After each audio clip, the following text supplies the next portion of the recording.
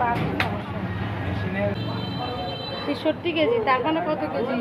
Hello my lovely viewers, welcome back to my channel.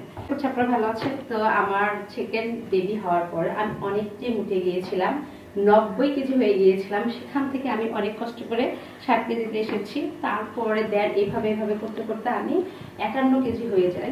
তারপরে হুচ করে এই যে গ্রামে যাওয়ার পর আমার বোনের বিয়েতে আমি আবার বোনের বিয়ে খেয়ে দিয়ে গ্রামে গিয়ে সবার আতিথেয়তা পেয়ে মানে একদম গুলুমুলু হয়ে যায়। আবার এখন আমি আজকে ওজন দিয়ে আসলাম, আজকে ঠিক 1 তারিখ। আমি কিন্তু রাত্রেবেলা মানে ভিডিওটা শুট করছিলাম। আমি কিন্তু একটা ডক্টর ডিসপেন্সারিতে গিয়ে ওয়েট দিয়ে আসলাম এই মাত্রই।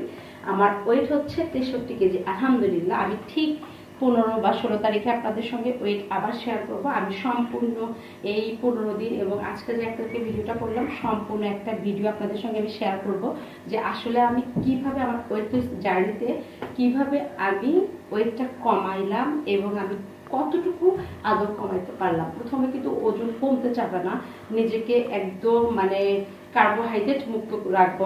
আমি কোনোভাবে কোনো ধরনের রাইস গ্রহণ করব না এবং মিষ্টি জাতীয় কোনো জিনিস খাবো না এবং মিষ্টি পানি জাতীয় কিছু খাবো না। এই তিন ধরনের খাবার আমি অ্যাভয়েড করে জাস্ট আমি মানে সবজি, সালাদ এবং ডিম এগুলো দিয়ে লেবু পানি দিয়ে আমি কিভাবে আমার ওয়েট লস করি এবং কতটা কমাইতে পারি আপনাদেরকে অবশ্যই আমি শেয়ার করবো। আপনারা আমাকে দেখলে এখন কিন্তু বুঝতে পারবেন যে আপু আদৌ কতটা মোটা ছিল কিংবা আমি এই সেম ড্রেসটা পরে 15 দিন পর কেমন ফিট হয়ে যায়। আর আমার এই যে মেয়েদের কিন্তু অনেকেই আমরা লজ্জায় বলি না যে আমাদের টানি মানে আমাদের কিন্তু নিচের পেট অনেক বড় হয়ে যায় আলহামদুলিল্লাহ। এটা কেউ কোনোভাবে মাইন্ড করবেন না যে আপু কি বলছে, এটা কিন্তু ন্যাচারাল গ্রোথ। হ্যাঁ, যখন আমাদের গর্ভে একটা বাচ্চা থাকে তখন কিন্তু অটোমেটিক্যালি আমাদের মায়েদের বিভিন্ন হরমোনের পরিবর্তন হয়ে যায়। ইনশাআল্লাহ আমিও তার ঊর্ধ্বে না, তো আমিও তো মানুষ, তো মানুষ মাত্রই তো এটা সব মায়েদের যেমন হয় তো আমারও হবে স্বাভাবিক। তো এটা অন্য কোনোভাবে দেখবেন না যে আপু কি বলছে। অনেকেই আমার লজ্জার কারণে লোকে কি বলবে অনেক কাজ করতে চায় না, পরিবার কি বলবে। আরে ভাই তুমি শুরু করো, তোমাকে দেখে মানুষ শিখবে। দেখো না যে ল্যাম্বরগিনি কিনেছে জাস্ট একজন টিকটকার, অপু ভাই, তাকে দেখে আমি হিংসায় মরে যাচ্ছি। আমরা বাঙালি, আমরা হিংসুটে।